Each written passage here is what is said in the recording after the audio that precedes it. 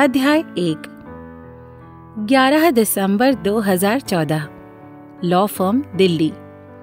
सुबह के 10 बजे अवंतिका अपने ऑफिस पहुंची। कनॉट प्लेस में स्थित उसके ऑफिस में सुबह 9:30 बजे से अफरा तफरी मची रहती है। उसकी एक वाजिब वजह अवंतिका खुद है। उसके ऑफिस में देर से आने वालों को सीधे बाहर का रास्ता दिखा दिया जाता। अवंतिका का कोई ठिकाना नहीं होता था। कभी तो सारी रात केस की फाइल पढ़ती रह जाती। सुबह सारा स्टाफ जब काम पर आता तो वो उनको अपनी कुर्सी पर उन्हीं पुराने कपड़ों में नजर आ जाती।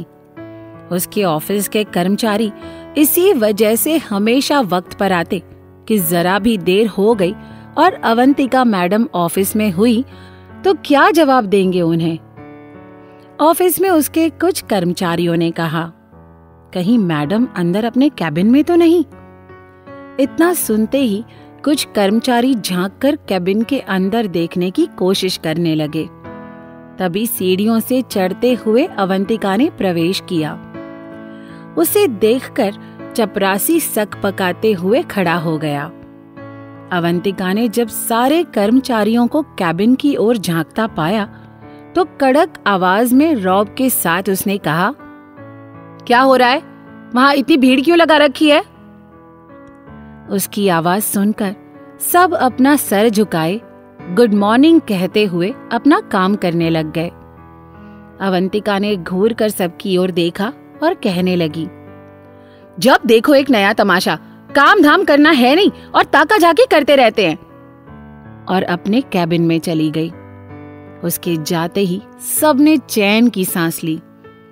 एक कर्मचारी राघव ने अवंतिका के सेक्रेटरी से कहा, मैडम कभी छुट्टी क्यों नहीं लेती? जब देखो तब काम और हमें भी छुट्टियां नहीं मिलती। इनके घर परिवार वाले कुछ कहते क्यों नहीं? दूसरे कर्मचारी विनीत ने कहा, भाई जब कोई होगा तब तो कहेगा ना। राघव ने कहा, ऐसा तो हो ही नहीं सकता कि कोई ना हो। सेक्रेटरी ने कहा, एक भाई है सौतेला, कभी कभी आता है मैडम से मिलने, पर पिछले कुछ सालों से अपने पिता का काम देखने लगा, इसलिए काफी समय से नहीं आया। राघव ने कहा, तो मैडम से कह दो कि कुछ समय के लिए वहीं चले जाए अपने भाई के पास। सेक्रेटरी ने दबे स्वर में कहा, मैडम जाएंगी? अपने पिता के मरने पर तो गई नहीं कभी, अब जाएंगी। तभी सेक्रेटरी साहब का फोन बजने लगा।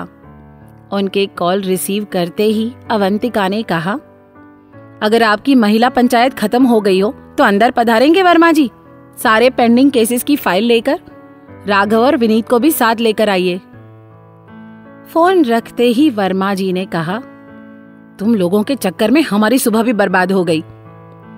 फाइल हाथ में लेकर उन्होंने राघव और विनीत से कहा, चलो मैडम बुला रही हैं। तीनों मे आई कम इन कहकर अंदर प्रवेश कर गए। अंदर जाने पर तीनों ने देखा कि दीवार पर बने कैलेंडर के सामने खड़े होकर अवंतिका गोले लगा रही थी। राघव की नजर कैलेंडर पर पड़ी तो उसने देखा कि हर दिन पर गोला लगा हुआ था। अवंतिका के पलटते ही तीनों नजरें झुकाए खड़े थे। अवंतिका ने तीनों को देखा और उंगली में कुछ दिन गिनते हुए कहने लगी, आप लोगों को लंबी छुट्टियां चाहिए क्या? जो काम के अलावा आपका मन हमेशा हर जगह लगा रहता है? तीनों ने जैसे ही कहा, सॉरी मैडम। अवंतिका ने कुछ केसेस की फाइल राघव को और कुछ केसेस की फाइल विनीत को पकड़ाते हुए कहा, मैं कुछ दिनों के लिए मुंबई जा रही हूँ एक केस के सिलसिले में। जब तक लौट कर आऊंगी ये काम खत्म करना है। और मेहता जी का केस किस वकील को दिया है उसे भेजिए अंदर। अब आप तीनों जा सकते हैं। उनके जाते ही अवंतिका ने अपने कैबिन के चारों ओर नजर दौड़ाई। वो अपने ऑफिस की दीवारों को बेचैनी से देख रही थी। उसकी आंखों में इंतजार के बादल घिराए थे। ड्रॉअर में रखे एक फोटो फ्रेम को निकालकर उसे छूते हुए उसने रख दिया। राघव ने अपनी सीट पर बैठते हुए कहा, कुछ भी हो, कुछ दिनों के लिए सही, हमें इस हिटलर से छुटकारा मिल गया। विनीत ने कहा। सच में हिटलर ही है, देखा कितनी सारी फाइलें पकड़ा गई है। राघव ने सेक्रेटरी साहब से पूछा, वैसे वर्मा जी, ये मैडम क्या कैलेंडर गोला लगाने के लिए खरीदती हैं? विनीत ने आश्चर्य से राघव को देखा। राघव हैरानी से कहने लगा, आदमी गोला किसी खास तारीख को याद रखने के लिए लगाता है, पर मैडम तो पूरा कैलेंडर ही रंग डालती हैं। वर्मा जी ने कहा, जो तुम आज देख रहे हो हम पिछले कई सालों से रोज देखते आ रहे हैं, पर मैडम से कुछ पूछा नहीं हमने। तभी फोन की घंटी बजी। वर्मा जी ने जैसे ही कॉल रिसीव किया, दूसरी ओर से अवंतिका कहने लगी, वर्मा जी, कल के एयर टिकट देखिए मुंबई के लिए, सीट मिल रही है कि नहीं, फिर बताइएगा। जी कहकर वर्मा जी ने फोन रख दिया। टेबल पर रखे कागजों पर अवंतिका की नजर पड़ी। कई सारे कानूनी पत्र या लीगल नोटिस थे। वकीलों की दुनिया में ये लीगल नोटिस किसी लव लेटर से कम नहीं होते। जिस तरह लोगों को लव लेटर पढ़कर खुशी मिलती है, उसी तरह वकीलों को लीगल नोटिस पढ़कर। कुछ नोटिस पढ़ने के बाद अवंतिका की नजर एक चिट्ठी पर पड़ी। हड़बड़ाहट में उसने चिट्ठी खोली और पढ़ना शुरू किया। प्रिय अवंतिका दीदी, आपको पहले भी बहुत खत लिखे, आपने कुछ के जवाब दिए, कुछ के नहीं। पापा की नजरें हमेशा दरवाजे पर आपका इंतजार करती रहीं, पर आप नहीं आई। मुझे लगा पापा के मरने के बाद आ जाएंगी, पर उसमें भी नहीं आई आप। पापा को गुजरे 1 साल हो जाएंगे। पापा ने आपके नाम जो जायदाद की है, मैं जानता हूं कि आपको उनका 1 पैसा नहीं चाहिए और मुझे भी नहीं चाहिए। मैं उनकी सारी जायदाद ट्रस्ट के नाम करने जा रहा हूं उनकी बरसी पर। इसके लिए आपके हस्ताक्षर की भी आवश्यकता होगी। आप आ जाइए दीदी, शायद ऐसा करके ही हम उनकी आत्मा को शांति पहुंचा सकते हैं। उन्हें कुछ तो मुक्ति मिल सकती है, क्योंकि उन्होंने जो कुछ भी किया उसकी बहुत कम सजा मिली है उन्हें। आपका इंतजार रहेगा मुझे, आपका भाई।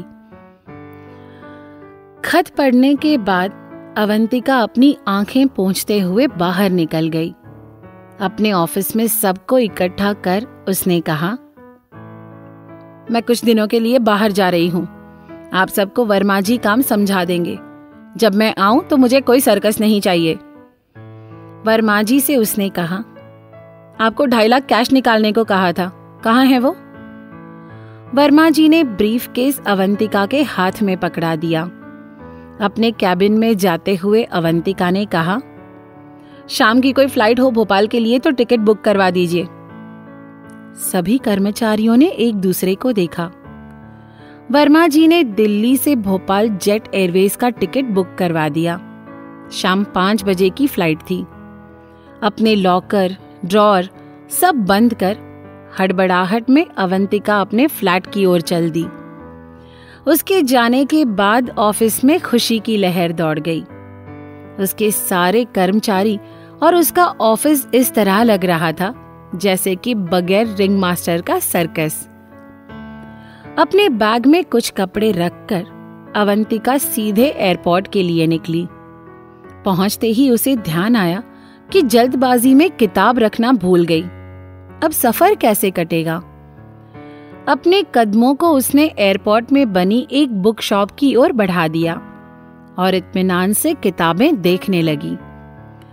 इंग्लिश के सेक्शन से निकलकर उसकी नजरें हिंदी के सेक्शन में पड़ी। वहां पर रखी एक किताब मेरी अवंतिका पर उसकी नजर पड़ी। मुस्कुराते हुए उसने किताब निकाली। मनुष्य की एक स्वाभाविक प्रतिक्रिया होती है कि उसे कहीं भी अपना नाम या अपने नाम के लोग मिले तो एक आत्मीयता की तरह उससे जुड़ जाते हैं। अवंतिका ने गौर से अपनी नजरें बुक के कवर पेज पर दौड़ाई। अंग्रेजी में एक कहावत है, कभी भी किताब को उसके कवर पेज की वजह से नहीं खरीदना चाहिए और ना तो कवर पेज देखकर निर्णय लेना चाहिए। पर ये सब किताबी बातें हैं।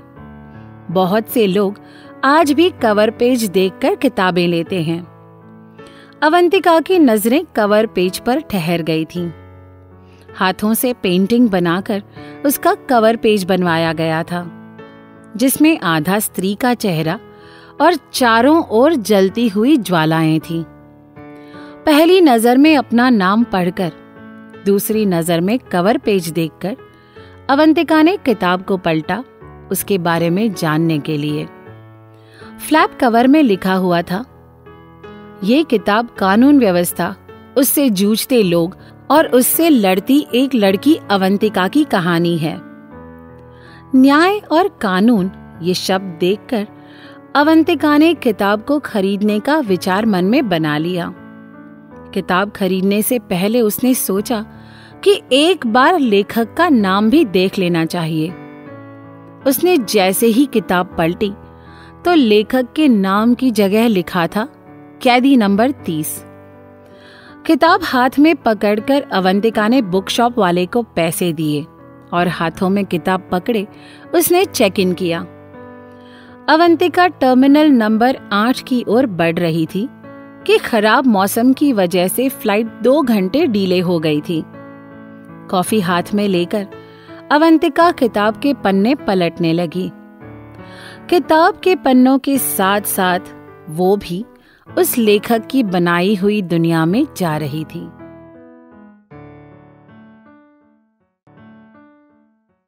दोस्तों, ये कहानी और ऐसी और भी कहानियों के लिए आपको सिर्फ प्ले स्टोर पर जाकर प्रतिलिपि FM टाइप करना है और आप इसको इंस्टॉल करके ढेर सारी कहानियाँ सुन सकते हैं और उसके बाद लॉगिन करके आराम से अपना समय एंजॉय कर सकते हैं। शुक्रिया।